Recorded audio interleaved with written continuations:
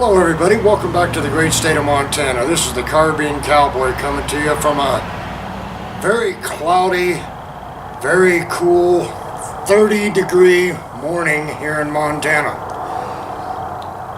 I told you I was going to start doing a few more videos, and I'm going to start doing a few more different videos for you to try to appease everybody that watches my video. Now, Black Powder Shooter 44 has always been after me about doing more black powder videos, and you know, I think he's right. I think I need to do a few more. So what I'm going to do for you today is the pistol that I want to show you. This is a reproduction of the Colt model 1862 Police 36 caliber revolver. Now, I purchased this revolver about 7-8 years ago now. I got it from Cabela's. This is made by Persodley, and it's a very nice little pistol. It's a 6-shot. As I said, it's a 36 caliber, and it's got a 5.5-inch barrel, steel frame, brass trigger guard, and brass backstrap. These pistols, for their time, were comparable to the Glock or the SIG or the Beretta or the Colt 1911 of today. They were a true fighting man's handgun. They were typical cap and ball, which means loose powder was poured down into the cylinder, the ball was put over top, the loading lever was used to crush the ball down over top the powder charge, gun was set to half cock, and each nipple was cocked capped individually to make the gun ready to fire. There was no speed limiter for these guns. Back in the day, guys used to carry 1 or 2 of these on their belt, and then maybe 1 or 2 more across the saddle. Because once you fired all 5 shots or 6 shots out of this gun, it took on average about 5 to 6 minutes to reload one of these bad boys. So another trick that they would do is they would carry a spare cylinder. So what they would do is, if they would shoot all of the rounds in the gun, they would push out the wedge that retained the barrel to the frame, put the gun on half cock, remove the barrel, remove the fired cylinder, put the fresh cylinder on the gun, put the gun back together, voila, you got 6 more shots. Now, you sit back and you go, wow, that's a little time consuming. Well, it's not as time consuming as trying to load all 6 rounds back into your handgun while you have a bunch of bad guys or Indians or whoever shooting at you, so it was a little bit faster. The 36 caliber Colt was a very popular cartridge. It fires an 86 grain round ball or a 120 grain Chronicle. Comparable to modern day handguns, the 36 caliber Colt would be equivalent to the 380 automatic in terms of velocity, knockdown power, that kind of thing. Your 44 caliber cap and ball, whether made by Colt or Remington, would be equivalent to about, I would say a 38 special. So they really weren't a weak cartridge.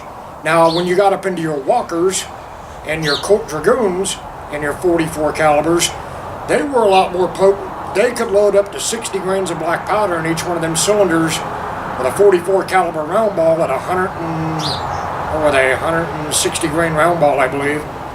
And they were equivalent to a 357 Magnum or better.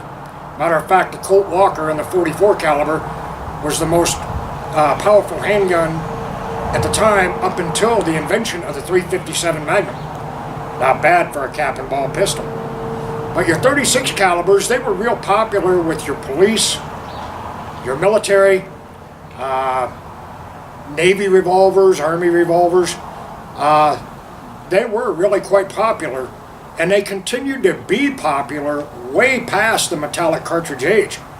The thing that I really like about these pistols is they point naturally, they are very well balanced, and they are very accurate. This particular pistol right here with an 86 grain round ball, with 22 grains of 3F powder, will consistently put 6 round balls inside of a playing card at 25 yards, which is more than adequate for a human being in a given distance.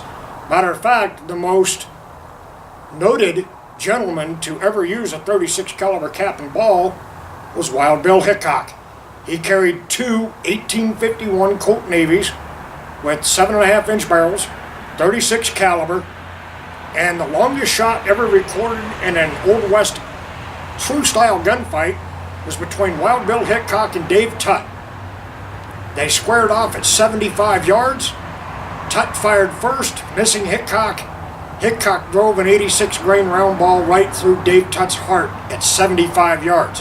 Now, if you don't think that's quite a feat, how many people today can hit a man-sized target at 75 yards with a handgun, one shot, while someone's shooting back at you? Quite a feat, I must say. But then again, Wild Bill was no ordinary man.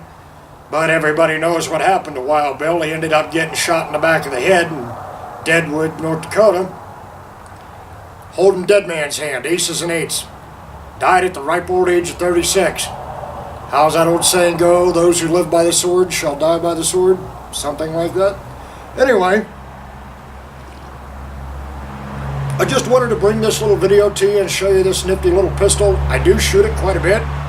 I've only ever done one video with it. I'd like to do a little bit more. These pistols run, right around $300 or so, depending on who you get them from and where they're made. I think when I bought this one, I paid, with the spare cylinder and shipping right to my doorstep, I think it was right around $350. So, it's not bad. It is charcoal blued. It does have the fluted cylinder, and it's a very nice pistol. I got to admit, it really is. I shoot these quite a bit, but if people want to get into a little bit more in-depth loading and shooting with a black powder pistol, I suggest you check out Black Powder Shooter 44. Now, he's a good buddy of mine, and this guy does a lot of black powder pistol shooting. And I would have to say, even by today, if I was walking the streets of Tombstone or Deadwood or Abilene, and I needed a good backup man with a sidearm, Black Powder Shooter would be the one I'd want to go with, because that kid's just that good. But anyway, I would advise anybody that's interested in one of these to give them a look. If I had to give them a letter grade, I'd give them a solid A. There's nothing wrong with them. They're made out of modern day steel, and you can get them stainless steel, blued, charcoal blued. They even have some that are antique that make them look like they're 100 years old. So, I'd give them a look. They're really nice. They're a nice little pistol. I'm going to be doing some more videos. Our hunting season starts this coming weekend for general deer and elk. So you're liable to see a little bit of a hodgepodge of everything from here on out for the next month or so. So from a cold and cloudy and starting to snow Montana day, this is the Carbine Cowboy saying, see you next time.